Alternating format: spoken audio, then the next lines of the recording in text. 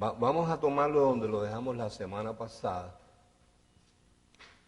en Lucas 15.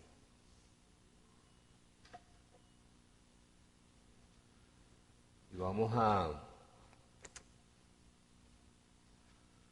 profundizar un poquito ahí, ¿está bien? Hello. Si no quieres, no. Lo dejamos simple. Podemos hacerlo de las dos formas. Simplón o profundo. Esta semana hablé con una persona y yo mismo me sorprendo de ciertas cosas. Y me dijo, de tantas veces que tú has mencionado el versículo de Juan 21-25, yo pienso que en los últimos meses, últimas semanas, últimos meses, lo hemos mencionado cantidad de ocasiones. Y la persona me dijo, sin embargo, el domingo pasado fue que a mí se me hizo realidad ese versículo. Entonces, esa es la razón por la cual debemos repetir y repetir. ¿Cuál fue el versículo en cuestión? Bueno, Juan 21-25 dice, que fue lo último que escribió Juan ahí,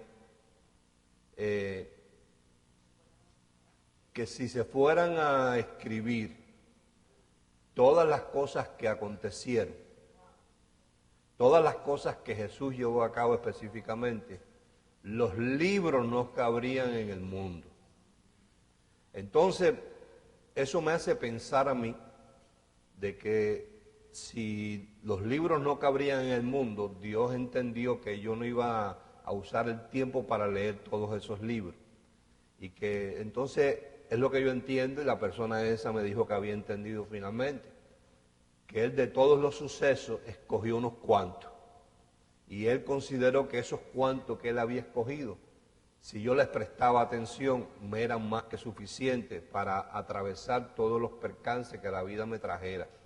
Y que al mismo tiempo, cuando yo soy consciente de ese versículo, se me hace realidad. Entonces, cuando yo leo un suceso, yo lo que me pregunto es, ¿qué me enseña?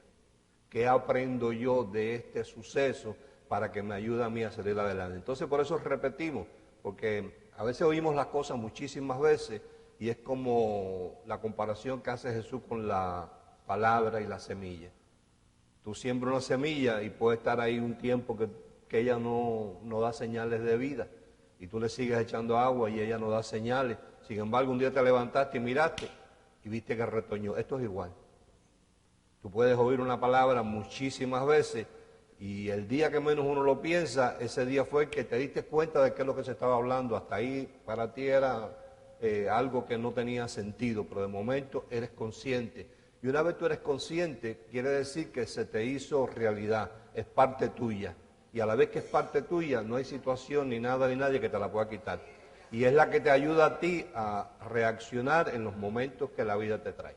Entonces, hemos estado hablando de problemas, crisis, situaciones. Hemos estado hablando de que cada crisis, cada situación tiene su propósito. Hemos estado hablando de los procesos, hemos estado hablando de la provisión y hemos estado hablando de que la provisión no es otra cosa y el propósito que lo que Dios tenía predestinado. Quiero una vez más decir que a veces la gente se acostumbra a tener ciertas expresiones que lucen muy bonitas pero son erradas. El decir Dios tiene el control de las cosas es un disparate. Porque si usted mira a su alrededor, las cosas que acontecen, si Dios tuviera el control, Dios sería un descontrolado. Por eso lo que hemos dicho, y es bueno que lo tengamos muy consciente, que Dios está al tanto de todo lo que pasa. Pero de lo único que Dios tiene control, oído bien en esto, es de los propósitos que Él tiene. O sea, cuando Él tiene un propósito en algo, ahí nadie puede meter la mano. Y Él usa los vehículos y las situaciones y las personas y los sucesos que a Él le parezcan y le considere acertados para que su propósito se cumpla. Por ejemplo, yo hablaba con otra persona esta semana del caso que hemos estado hablando del carcelero de Filipo. como Dios tenía un propósito en la vida de ese hombre que estaba ahí, para que hoy existiera una carta a los filipenses, y en esa carta a los filipenses tú pudieras leer todo lo puedo en Cristo que me fortalece, porque eso era para ti, no para él. Eso está ahí. Entonces Dios tenía un propósito en ese individuo. Cuando Dios tiene un propósito, Dios no manda a todo el mundo a esos propósitos. ¿Viste? Dios tiene sus gentes especiales, que saben que esa gente, no importa la situación, ni lo que se ve, ni lo que vean en contra, ni lo que les rodee, ellos van a obedecer y van a someterse a la voluntad de Dios con el propósito de cumplir el propósito de Dios. O sea, Dios sabía que a rescatar al carcelero de Filipo no podía mandar a Pedro, sino que mandó a Pablo. Y Pablo se sujetó y sometió a lo que estaba pasando, y tú no lees ahí que Pablo en ningún momento dijo, ¿por qué me está pasando esto a mí? Porque muchas veces cuando nos pasan ciertas cosas nosotros no las entendemos. Pero si sabemos, estamos seguros que atrás de cada cosa hay un propósito, podemos pasar el proceso más tranquilo. ¿Verdad que sí? Bien. Entonces vamos a ir a Lucas 15. Yo espero que tú tengas tu Biblia en mano, tu cuaderno. Vamos a profundizar un poquito. Y vamos a ver qué le sacamos a esto.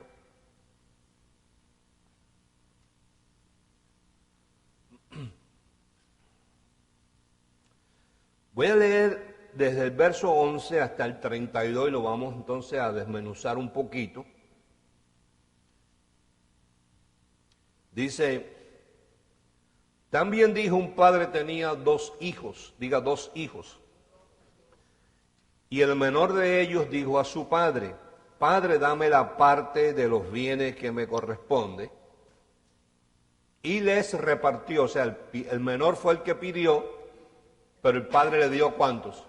A los 2. Y les repartió los bienes, quiere decir que sus bienes estaban ya repartidos. No muchos días después, juntándolo todo, el hijo menor se fue lejos a una provincia apartada. Y allí desperdició sus bienes viviendo, la palabra que se debe leer ahí es desordenadamente.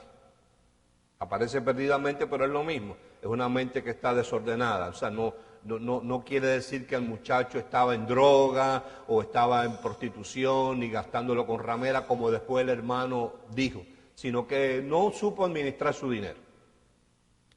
Dice, y cuando todo lo hubo mal gastado, vino una gran hambre en aquella provincia y comenzó a faltarle.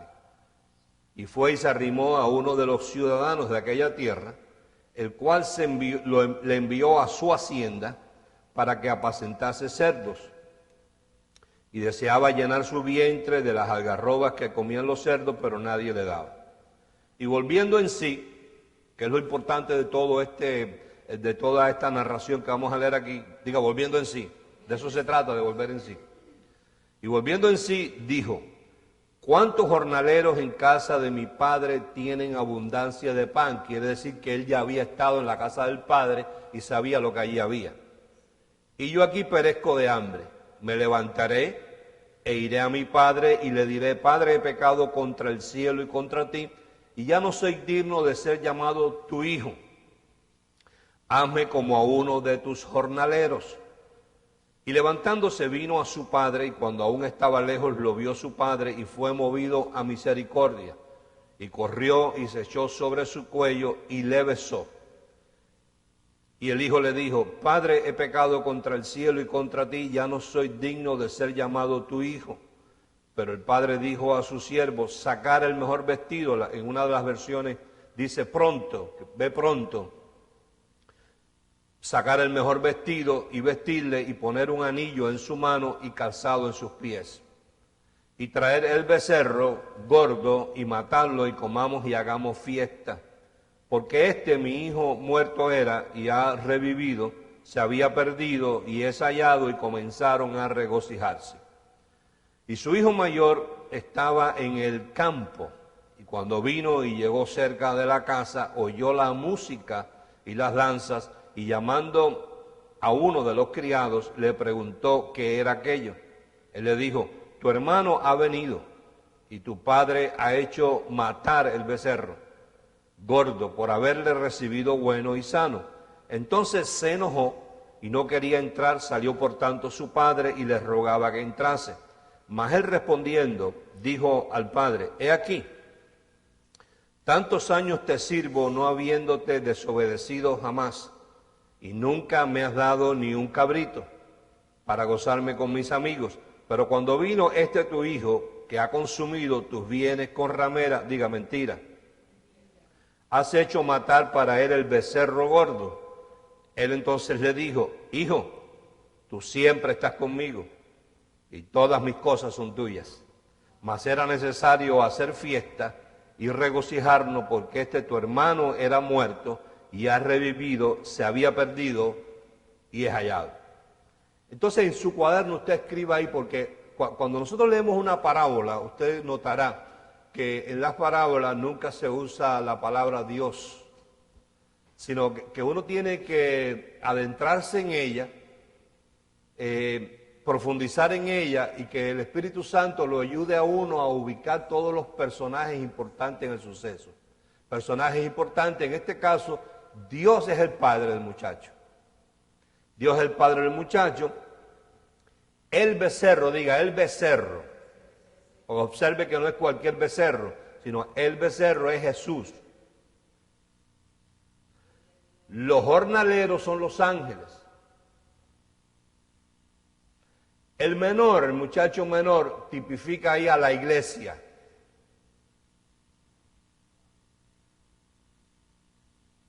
Y el mayor tipifica al pueblo de Israel.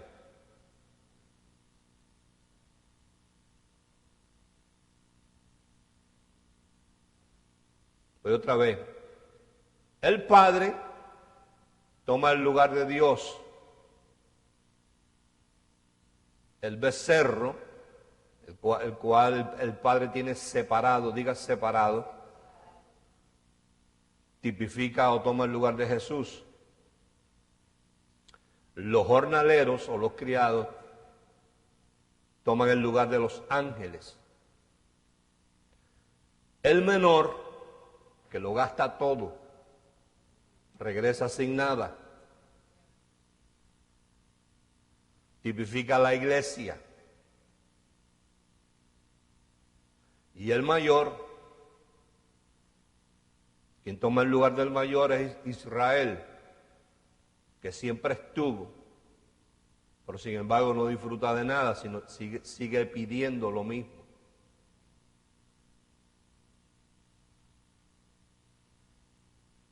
Ahora,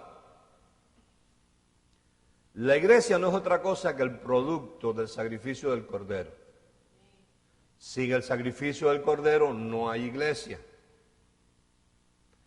El Cordero, dice la Biblia, que estaba predestinado en 1 de Pedro, capítulo 1, verso 18, dice, el Cordero que estaba predestinado desde antes de la fundación del mundo, pero que fue manifestado en los postreros tiempos por amor a nosotros.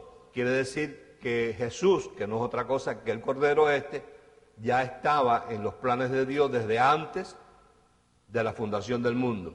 Ahora, lea conmigo en 1 de Corintios 15. 1 de Corintios 15.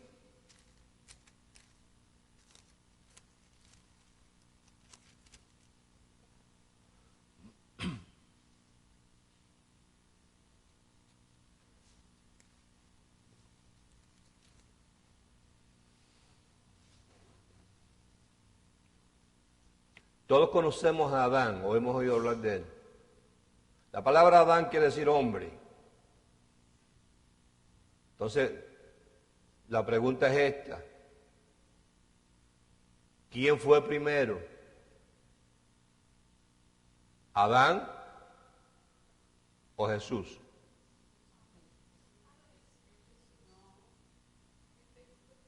El verbo fue primero. El Cordero estaba como predestinado desde antes de la fundación del mundo. Y ese verbo se hizo carne y anduvo entre nosotros. Bien, vamos a leer en 1 de Corintios 15.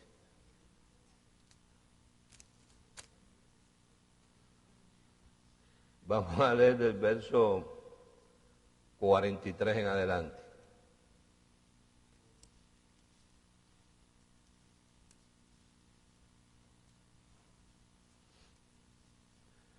Dice en el verso 43, se siembra en deshonra, resucitará en gloria. Se siembra en debilidad, resucitará en poder. Se siembra cuerpo animal, resucitará cuerpo espiritual. Los dos mundos paralelos aquí están. Hay cuerpo animal y hay cuerpo espiritual. Oído. Así también está escrito. Fue hecho el primer hombre, Adán.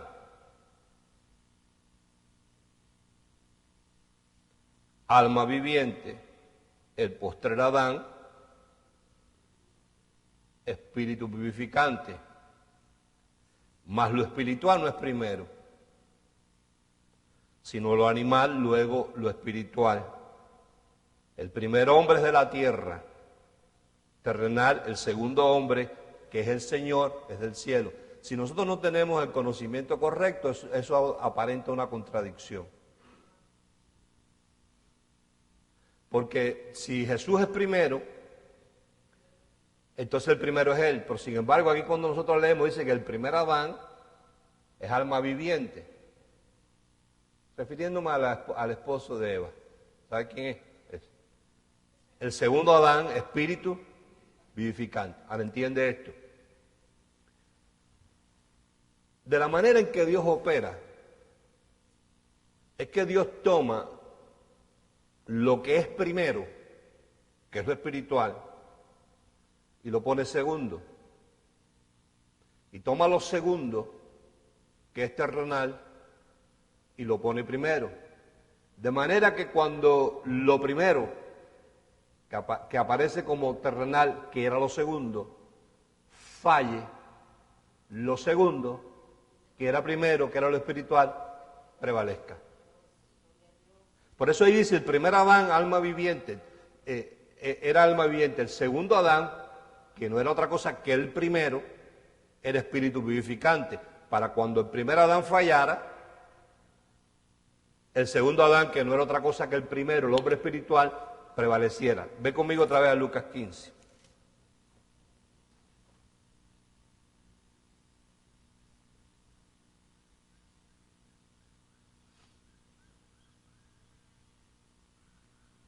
En este caso,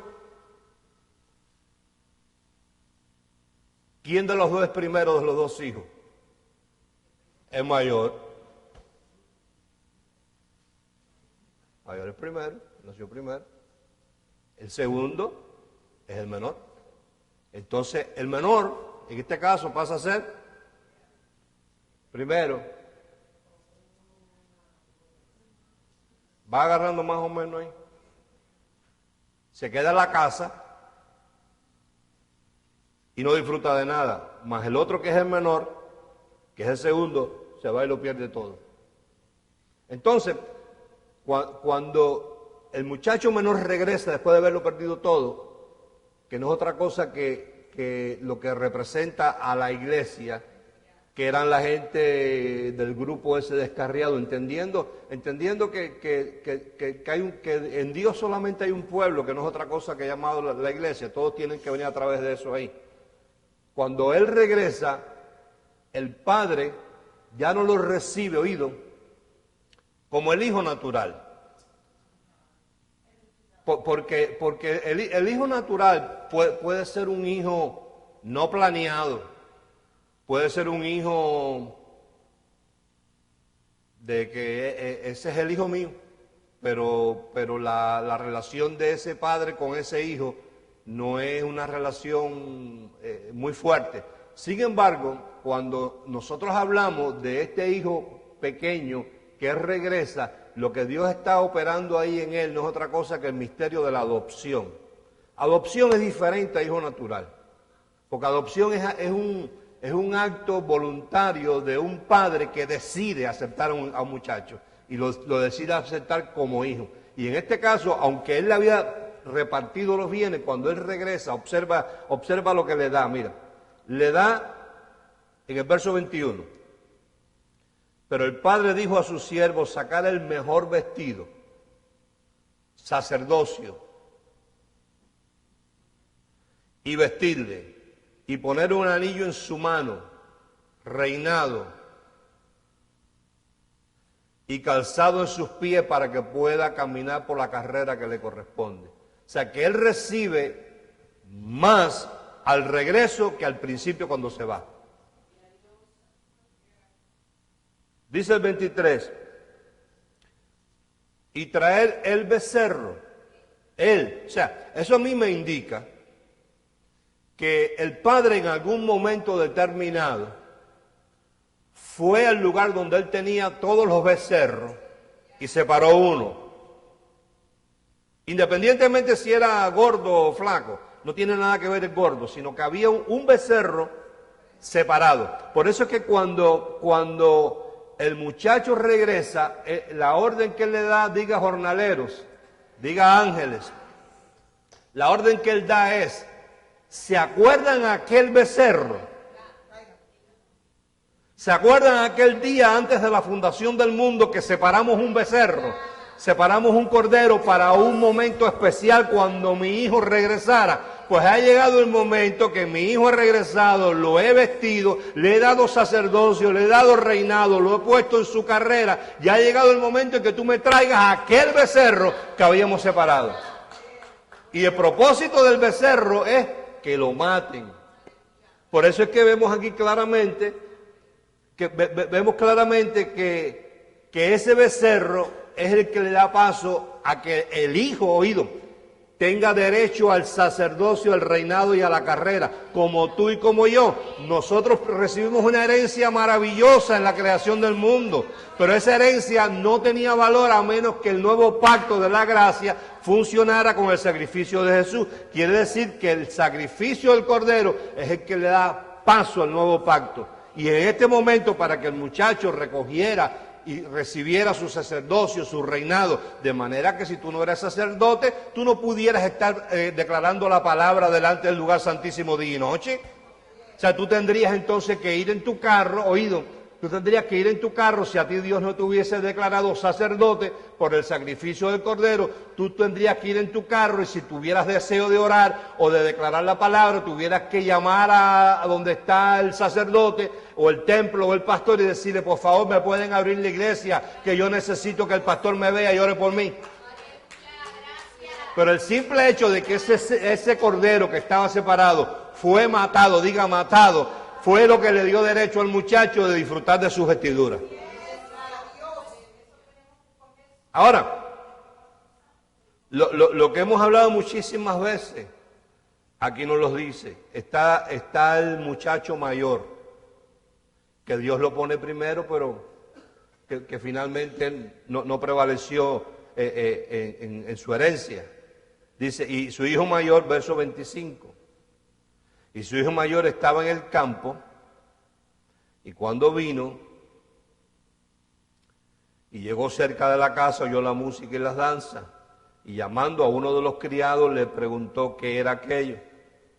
Él le dijo, tu hermano ha venido, y tu padre ha hecho matar. Quiere decir que el mayor también tenía conocimiento de ese becerro. O sea, para él no era extraño, el jornalero no tuvo que explicarle qué es lo que estaba pasando, ni tuvo que decirle, había un becerro, y entonces nos dijo, no, le dijo, y él hizo traer el becerro, él estaba al tanto de lo que estaba pasando, por haberlo recibido bueno y sano. Entonces se enojó y no quería entrar. Salió por tanto su padre y le rogaba que entrase, mas él respondiendo dijo al padre, he aquí tantos años te sirvo, no habiéndote desobedecido jamás, y nunca me has dado ni un cabrito para gozarme con mis amigos. Pero cuando vino este tu hijo, que ha consumido tus bienes con rameras, has hecho matar para él que, o sea, él sabía de lo que estaba hablando, el becerro gordo. Entonces le dijo el padre, hijo, me extraña que tú me digas eso. Me extraña que tú me digas eso. Tú siempre estás conmigo. Y todas mis cosas son tuyas. Si no has disfrutado de ellas, y has seguido pidiendo lo que ya yo te di. ¿Tú no te acuerdas aquel día que estaba ahí tu hermano y tu hermano vino y me dijo, Padre, dame la parte que me corresponde? ¿Te acuerdas que yo le repartí? Aquel mismo día no te repartí a ti también. Y tú no te quedaste aquí en casa.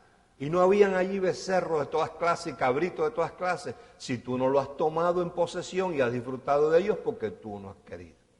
Ahora, fíjate bien aquí una cosa. Que en este suceso nos falta un personaje.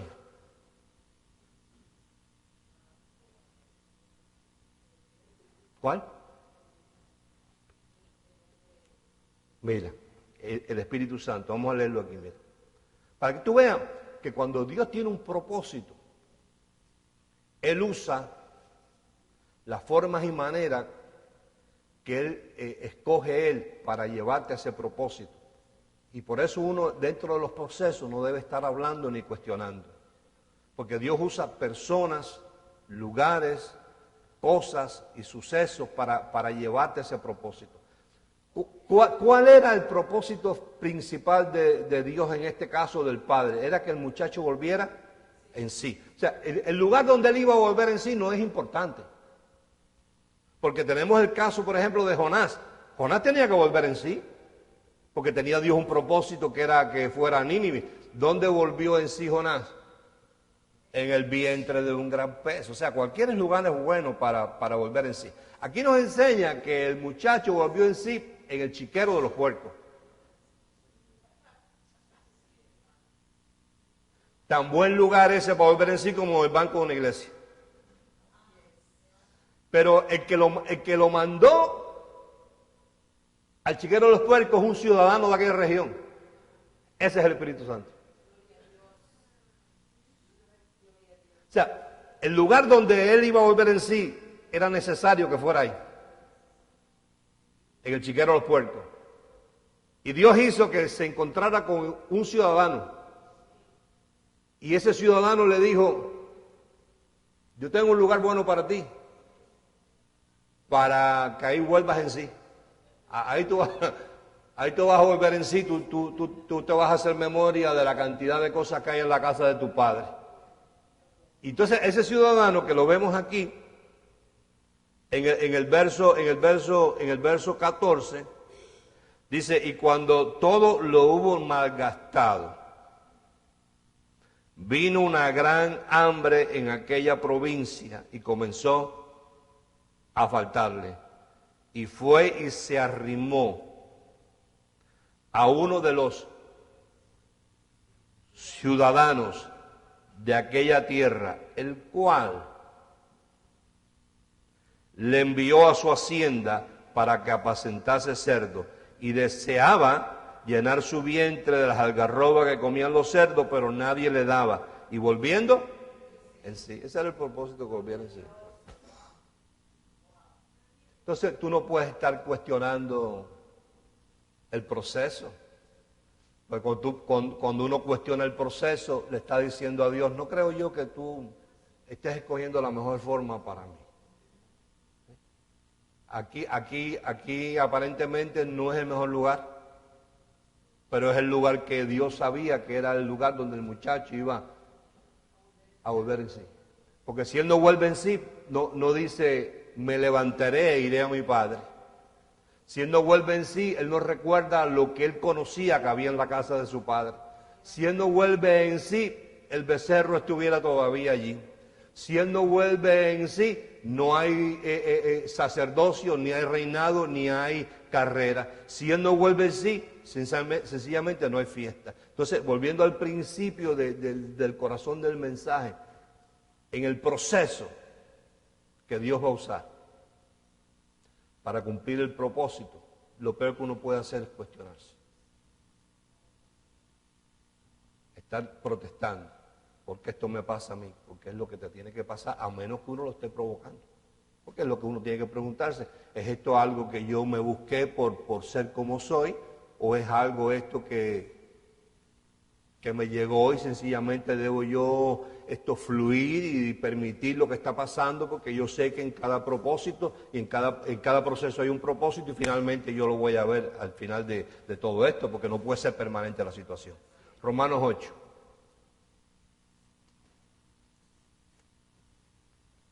Perdón, Romanos 11.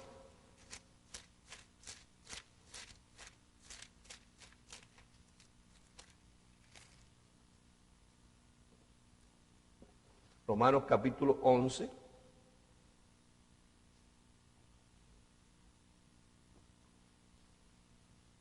¿Quién es el que envía? ¿Quién envió al muchacho? El ciudadano. Romanos capítulo 11.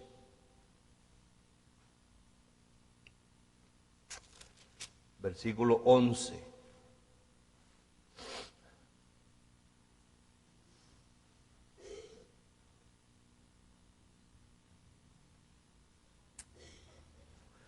Dice, digo pues, han tropezado los de Israel para que cayesen. En ninguna manera. Pero por su transgresión vino la salvación a los gentiles. Oído, para provocarles a celos. Y si su transgresión es la riqueza del mundo, estamos hablando de los dos hermanos, ¿verdad? ¿O no? ¿Estamos hablando? ¿Estamos ahí todavía o no? ¿O nos fuimos de ahí? Estamos hablando de los dos hermanos, ¿no? Dijimos que el menor era la iglesia y el mayor era ¿quién? Israel. Estamos ahí todavía, ¿verdad? Digo pues, ¿ha tropezado el hermano mayor para que cayese? En ninguna manera. Pero la transgresión, su transgresión del hermano mayor, vino la salvación, vino para la salvación del pequeño. ¿Para qué? Para provocar a celos al mayor. ¿Estás ahí conmigo? ¿O me fui demasiado? ¿No? Voy otra vez. Digo pues, ¿ha tropezado el hermano mayor para que cayese y se quedara caído? En ninguna manera. Diga, hay un propósito. Entonces, la transgresión del hermano mayor vino para la salvación del menor. ¿Para qué? Para que la salvación del menor provocara a celos al mayor. Y si su transgresión es la riqueza del mundo y su defección la riqueza de los gentiles, ¿cuánto más su plena restauración? Porque a vosotros hablo, gentiles, por cuanto yo soy apóstol a los gentiles, honro mi ministerio, por si en alguna manera pueda provocar a celos a los de mi sangre y hacer salvo a algunos de ellos. Te hago este comentario y aquí termino. La iglesia evangélica ha fracasado en su gestión. Porque la primera gestión de la iglesia de Jesucristo era restaurar a Israel. Para que el primero, que no era primero sino segundo, que Dios lo puso primero, para que cuando fallara el segundo que había sido primero prevaleciera. No entendiste, ¿verdad? No importa. No importa. Ahora ya te explico.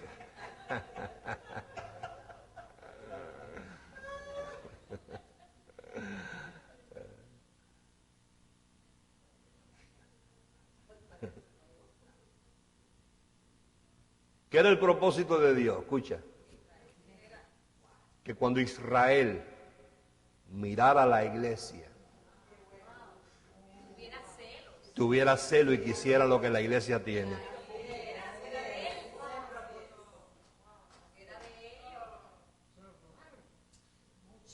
No, no se lo han robado.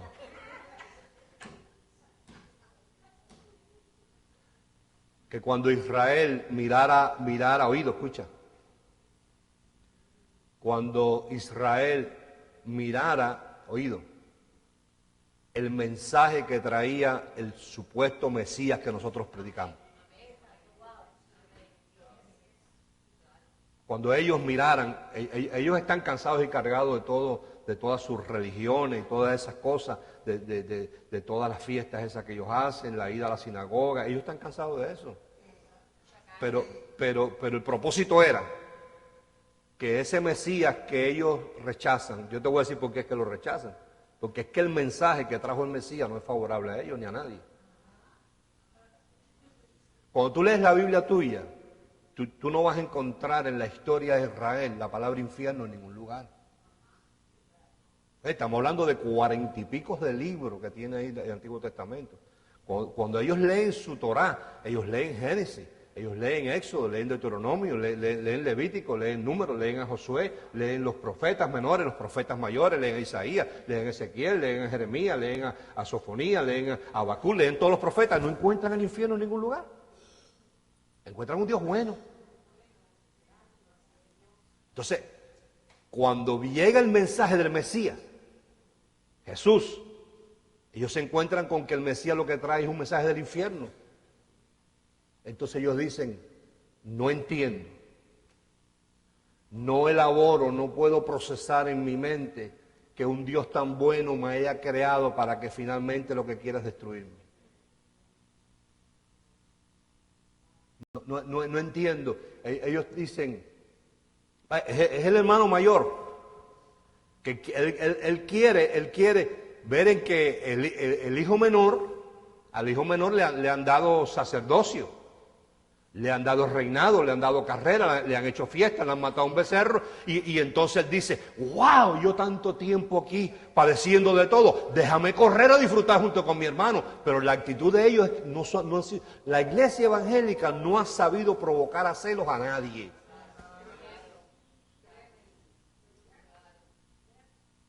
Porque es un mensaje que no.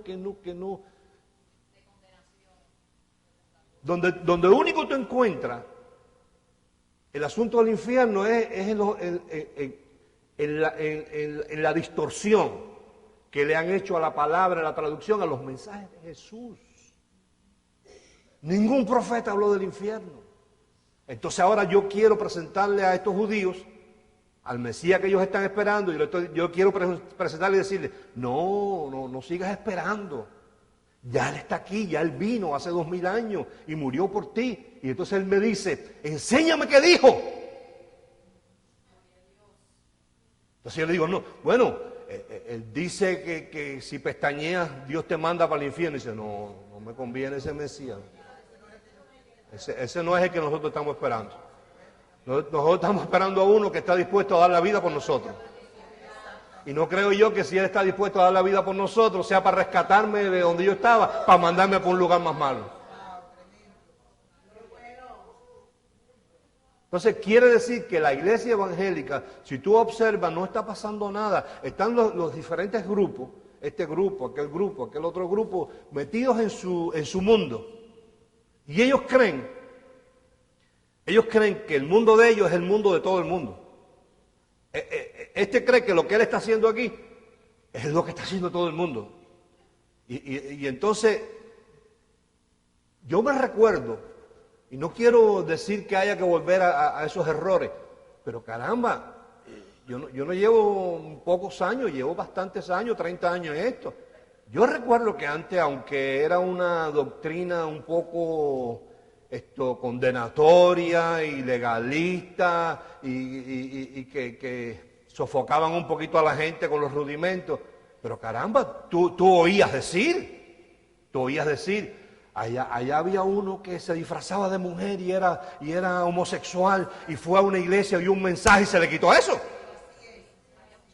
Se le quitó, Dios lo transformó y conocemos personalmente, no de cuentico, conocimos a uno que le decían la lupe, el lupo, porque se había inyectado silicona en las nalgas, que tenía las nalgas de este tamaño porque imitaba la lupe. Lo conocimos personalmente y sufría después que Dios le hizo el milagro, cuando Dios lo hizo entender que él no había nacido para eso. Lo hizo entender y el hombre se casó y tuvo sus hijos, pero se abochornaba por andar con esas nalgas de este tamaño. Y fue al médico, el médico le dijo, yo no te puedo sacar eso no se puede quitar ya. Y él contaba como una noche durmiendo, sintió la presencia del Espíritu Santo y amaneció sin las nalgas. Yo no veo que eso esté pasando hoy en día. Ah, tú eres homosexual, estás confundido. Que hay un movimiento fuerte en eso. Ah, bueno, aquí tienes una iglesia de homosexuales. El pastor es homosexual, el ayudante es homosexual. ¿No te gusta el homosexual? Hay una copastora que es lesbiana para que también tengas tú. Entonces, la iglesia ha fallado. No ha provocado a celos. Jesús dijo, vosotros sois la sal de la tierra. Y si la sal se hiciera insípida, no sirve para nada. Tú ves que todo es un entretenimiento. En estos días Rolando creo que me trajo un periódico de una iglesia gigantesca que hay, que son miles y miles. ¿Y qué dice el periodista? El periodista dice, ellos preparan eso estilo cabaret. Y ¿cómo se llama? El club nocturno y como un show de rock. Música, luces. Y al final de eso llamar a todo el mundo para que entonces el caudillo, esto haga algo por la gente. Entonces, la iglesia ha fallado en provocar a celos a los primeros que debía la iglesia haber alcanzado. Porque un día a lo mejor leemos ahí lo que Pablo habló de las ramas y del olivo original silvestre. Y la labor de la iglesia, antes de nada, era rescatar a esos oídos, que aunque eran segundos, porque la iglesia era primero desde antes de la fundación del mundo, ese es el misterio, y el Cordero estaba allí, antes de la fundación del mundo, y el sacrificio del Cordero era lo que le iba a dar paso a la iglesia, ahí, y Dios entonces escogió y dijo, tú que eres segundo, te voy a poner primero, pero para que te caiga. Pero cuando te caiga no es para que te quedes caído, sino para que estos que eran primeros, que los puse segundos, te provoquen a ti a hacerlo y tú quieras y desees tener lo que ellos tienen. Yo recuerdo santeros que entregaban todas sus cosas y recibían, se convertían en cristianos y rompían las cosas, y homosexuales y drogadictos. ¿Cuántos drogadictos? Yo no veo que esté pasando nada. Yo no sé tú.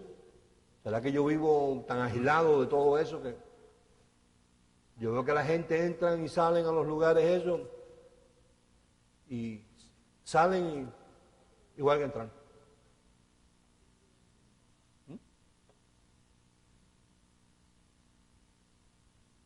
Entonces ahora yo te pregunto a ti,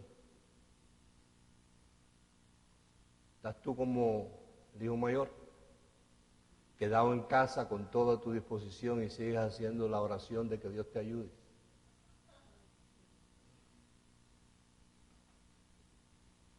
Romanos 8.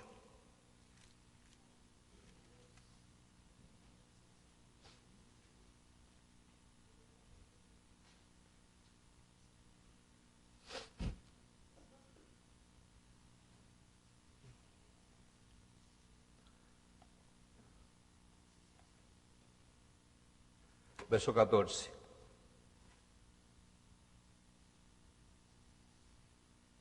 Bueno, y cuando finalmente en el internet podamos ver estos mensajes. Ayer estuvimos trabajando casi todo el día un grupito, Diosán, Carlos, Ademaro, Luisito, Víctor. Estamos instalando los equipos. Así que cuando lo veas, ya lo vas a ver pronto. Cuando lo veas, sabes que estás hablando de ti. Que no estamos trabajando en eso. Dice, porque todos los que son guiados por el ciudadano. ¿Dónde te lleve el ciudadano? Porque todos los que son guiados por el Espíritu, estos son hijos de Dios. Lo voy a leer como en realidad se debe leer. Porque todos los que son hijos de Dios son guiados por el Espíritu. Así es que aparece de verdad. Porque todos los que son hijos de Dios son guiados por el ciudadano. Pues no habéis recibido el espíritu de esclavitud para estar otra vez en temor, sino que habéis recibido el espíritu de adopción. Adopción es mejor, porque adopción es un individuo que piensa varias veces y toma su cálculo y saca la cuenta si él quiere o no quiere de su propia voluntad hacerte su hijo y darte derecho a todo lo que él tiene. No es lo mismo que el natural. El natural pues nació y ahí está, pero el adoptado no. Pero entonces en el caso de nosotros no solamente fuimos naturales, sino también fuimos ¿qué? Adoptados. Por el cual clamamos, Abba, Padre. Y el mismo Espíritu da testimonio a nuestro espíritu de que somos hijos de Dios. Y si hijos, oído, también herederos, herederos de Dios y coherederos con Cristo, si es que participamos, la palabra padecemos ahí no tiene sentido, si es que participamos juntamente con Él para que juntamente con Él seamos glorificados. Entonces, ¿recogieron la ofrenda ya? No, pues arriba, la rifa.